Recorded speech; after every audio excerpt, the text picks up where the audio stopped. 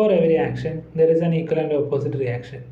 ന്യൂട്ടൻ്റെ മൂന്നാം ചലന നിയമം നമുക്ക് പഠിക്കാനും ഓർത്തിരിക്കാനും വളരെ ഈസി ആയിട്ടുള്ള നിയമമാണല്ലേ. ഇതിപ്പോൾ ഇതിനെ ഞങ്ങളോട് പറയണമെന്ന് വിചാരിക്കട്ടോ, അതിനൊരു കാരണമുണ്ട്. അത് പറയുന്നതിന് മുമ്പ് നമുക്കൊരു കുഞ്ഞു കഥ കേൾക്കാം. ഇത് കുറേ വർഷങ്ങൾക്ക് മുമ്പ് ഫ്ലോറിഡയിലുള്ളൊരു യൂണിവേഴ്സിറ്റിയിൽ നടന്നൊരു സംഭവമാണ്. അവിടെ ഫോട്ടോഗ്രാഫി പഠിക്കാൻ വേണ്ടിയിട്ട് കുറച്ച് സ്റ്റുഡൻസ് അഡ്മിഷൻ എടുക്കുകയുണ്ടായി. അപ്പോൾ അതിൽ അവരുടെ ഇൻസ്ട്രക്ടർ ഈ സ്റ്റുഡൻസിനെ 2 ഗ്രൂപ്പായിട്ട് തിരിച്ചു. എന്നിട്ട് അതിൽ ആദ്യത്തെ ഗ്രൂപ്പിനോട് അവരുടെ ഭാവനയ്ക്ക് അനുസരിച്ച് മാക്സിമം ക്ലിക്സ് എടുക്കാൻ വേണ്ടി നിർദ്ദേശിച്ചു. എന്നാൽ രണ്ടാമത്തെ ഗ്രൂപ്പിനോട് ഏറ്റവും മികച്ചതെന്ന് അവർക്ക് തോന്നുന്ന ഒരേ ഒരു ഫോട്ടോയോ എടുക്കാൻ വേണ്ടി ആൾ ഇൻസ്ട്രക്ട് ചെയ്തു. ഇതിൻ്റെ റിസൾട്ട് എന്താ ഉണ്ടായെന്ന് വെച്ച് കഴിഞ്ഞാൽ ഫസ്റ്റ് ഗ്രൂപ്പ് എടുത്ത ഫോട്ടോസ് എല്ലാം ഒന്നിനൊന്ന് മികച്ചു നിന്നു. എന്നാൽ രണ്ടാമത്തെ ഗ്രൂപ്പിലെ ഫോട്ടോസ് ഒന്നും അത്ര മികച്ചതും ആയിരുന്നില്ല. ഇതിൽ നിന്ന് നമുക്ക് എന്താ മനസ്സിലാക്കാൻ സാധിക്കുക? ഒരു പെർഫെക്റ്റ് ക്ലിക്കിന് വേണ്ടി വെയിറ്റ് ചെയ്തതിനേക്കാളും വളരെ മികച്ച റിസൾട്ട് കാഴ്ചവെച്ചത് മൾട്ടിപ്പിൾ ക്ലിക്സ് ചൂസ് ചെയ്തതായിരുന്നു. ഇനി നിങ്ങൾ പറ, ഇതിൽ ഏത് ഗ്രൂപ്പാണ് ആക്ഷൻ സ്വീകരിച്ചത്? രണ്ടുപേരും സ്വീകരിച്ചില്ലെന്നായിരിക്കും ഒരു പക്ഷേ ആദ്യം മനസ്സിൽ വരാം. എന്നാൽ അത് അങ്ങനെയല്ല, അതിലൊരു വ്യത്യാസമുണ്ട്. നമ്മൾ ഇൻ്റർനെറ്റിൽ പലപ്പോഴും തിരയുന്നൊരു കാര്യമാണ് the best way to lose weight, അല്ലെങ്കിൽ the best way to gain muscles. നമുക്കെല്ലാം ബെസ്റ്റ് വേണം.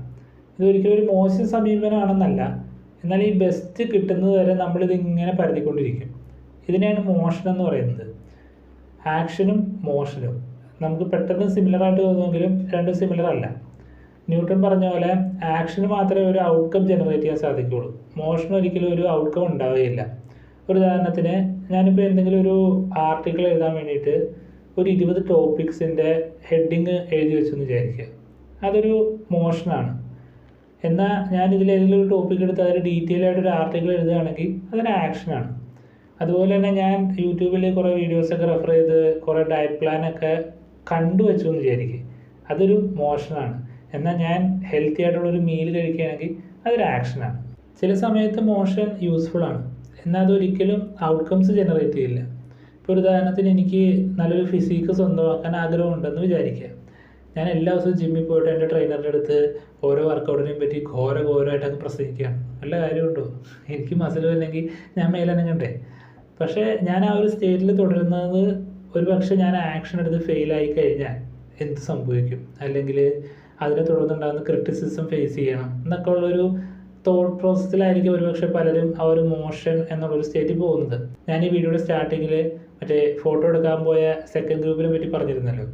ആ ഒരു സ്റ്റുഡൻസ് ചെയ്തത് ഇത് തന്നെയാണ്. അതായത് ബെസ്റ്റ് ഫോട്ടോ വരും, ഉടനെ വരും എന്നുള്ളൊരു ചിന്തയിൽ അവർ മോഷനിലാണ് തുടർന്നുകൊണ്ടിരുന്നത്. അവരെന്തൊക്കെയോ ചെയ്യുന്നുണ്ടെന്ന് അവർക്ക് തോന്നുന്നുണ്ടായിരുന്നെങ്കിലും റിയാലിറ്റിയിൽ അവരൊരു ആക്ഷൻ എടുക്കാത്തതുകൊണ്ട് അവർക്ക് അവിടെ ഒരു റിസൾട്ടും കിട്ടിയില്ല. ഇതാ ഇപ്പം പൊട്ടാൻ പോകുന്നു, അടുത്ത നിമിഷം പൊട്ടും എന്ന് പറഞ്ഞ് പണ്ടൊരു സ്വാമി നീട്ടി കൊണ്ടുപോയത് ചിലപ്പോൾ ഓർമ്മയുണ്ടാവും. ഇതുപോലെ നമ്മൾ മോഷനിൽ ഇങ്ങനെ തുടർന്ന് പോവുകയുള്ളൂ.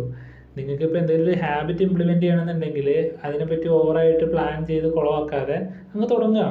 അത് കൂടുതൽ റിപ്പീറ്റ് ചെയ്യുന്നതോറും അതിനെ നമുക്ക് ഇമ്പ്രൂവ് ചെയ്തുകൊണ്ട് വരാൻ പറ്റും. നമ്മളൊരു പുതിയ ഹാബിറ്റ് സ്റ്റാർട്ട് ചെയ്ത് കഴിയുമ്പോൾ സ്റ്റാർട്ടിങ്ങിൽ തന്നെ ഒരു പെർഫെക്ഷൻ വരില്ല, അത് നമുക്കറിയാവുന്ന കാര്യമാണ്. ഇപ്പം നമ്മൾ ഡ്രൈവിംഗ് ഒക്കെ പഠിക്കുമ്പോൾ തുടക്കത്തിൽ ഭയങ്കര അൺസ്റ്റെബിലിറ്റി ആയിരിക്കും. എന്നാൽ പയ്യെ കാര്യങ്ങൾ സ്റ്റേബിൾ ആവാൻ തുടങ്ങും.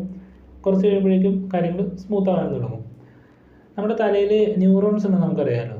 അപ്പം നമ്മൾ പുതിയ എന്തെങ്കിലും ഒരു ഹാബിറ്റ് ശീലിക്കുമ്പോൾ ഈ ന്യൂറോൺസ് തമ്മിലൊരു കണക്ഷൻ ഫോം ചെയ്യും. നമ്മളത് റിപ്പീറ്റ് ചെയ്യുന്തോറും നമ്മുടെ ആ ന്യൂറൽ പാത്വേസ് സ്ട്രോങ് ആയിക്കൊണ്ടിരിക്കും. ഇനി ഞാനൊരു ചോദ്യം ചോദിക്കാം.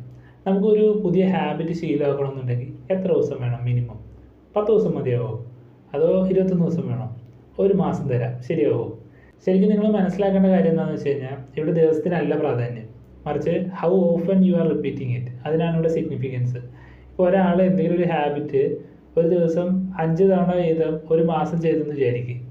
മറ്റൊരാൾ ഇതേ ഹാബിറ്റ് തന്നെ ഒരു ദിവസത്തിൽ 1 തവണ എന്ന കണക്കിന് 1 മാസം ചെയ്തെന്ന് വിചാരിക്കും. ഇവിടെ റിപ്പീറ്റ് ചെയ്യുന്ന അല്ലെങ്കിൽ ആ ഒരു ഫ്രീക്വൻസി കൂടുന്നതിനനുസരിച്ച് ആ ഹാബിറ്റ് ഫോർമേഷൻ എടുക്കുന്ന ടൈം കുറയുകയാണ് ചെയ്യുന്നത്.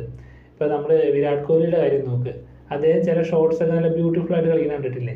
എന്നാൽ അദ്ദേഹം ആദ്യമായിട്ട് ആ മത്സരത്തിലല്ലോ അത് എക്സിക്യൂട്ട് ചെയ്യുന്നത്, മറിച്ച് നമ്മൾ കാണാത്ത അല്ലെങ്കിൽ നമുക്കറിയാത്ത പല സമയത്തും ഒരുപക്ഷെ എല്ലാ ദിവസവും അദ്ദേഹം നെറ്റ്സിൽ പ്രാക്ടീസ് ചെയ്യുന്നുണ്ട്. അപ്പം അതിൽ ഓരോ തവണയും അദ്ദേഹം ഈ ഒരു ഷോട്ട്സ് അവിടെ പ്രാക്ടീസ് ചെയ്യുന്നതിൻ്റെ ഫലമായിട്ട് അദ്ദേഹത്തിന് ആ ഒരു ന്യൂറൽ പാത്വേ ജനറേറ്റ് ചെയ്തത് വഴി മാച്ചിൻ്റെ സമയത്ത് കറക്റ്റായിട്ട് ആ ഒരു പന്ത് വരുമ്പോൾ ആ ഒരു ഷോട്ട് എക്സിക്യൂട്ട് ചെയ്യാൻ സാധിക്കുന്നു. അത്രേ ഉള്ളൂ. ഇനി ഇതിൽ സിമ്പിളായിട്ടുള്ള എക്സാമ്പിൾ പറയുന്നുണ്ടെങ്കിൽ പണ്ട് ആമയും മോയിലും ഓട്ടോ റിക്ഷ നിർത്തിയ കഥ അറിയാൻ പാടില്ലേ?